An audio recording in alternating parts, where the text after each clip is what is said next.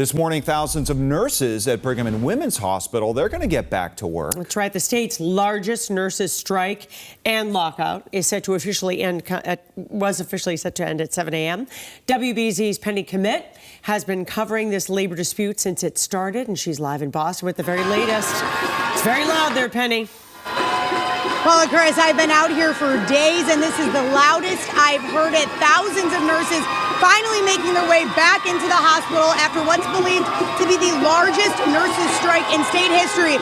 On one side of the road, we have thousands of nurses cheering on their colleagues as nurses that are set to start their shifts at 7 a.m.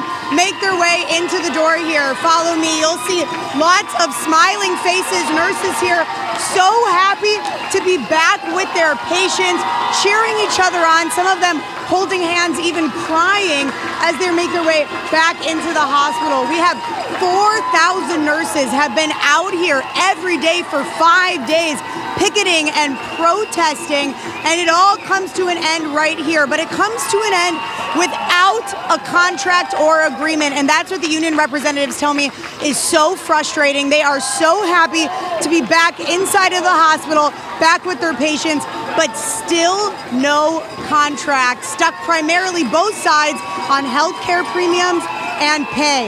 Remember, this was supposed to be a one-day strike. That's what these nurses intended, but the hospital had to hire replacement nurses for that one-day strike, and that required a 5-day contract with those replacement temporary nurses. So that's why this went from a one-day strike to a 5-day lockout period. But as you can see, nurses making their way back in this morning. We're seeing tears, we're seeing smiling faces, but this is not over. Nurses hope they don't have to return to the picket line, but with still no contract, that's up in the air for now. Live in Boston, I'm Penny Kmitt, WBZ News.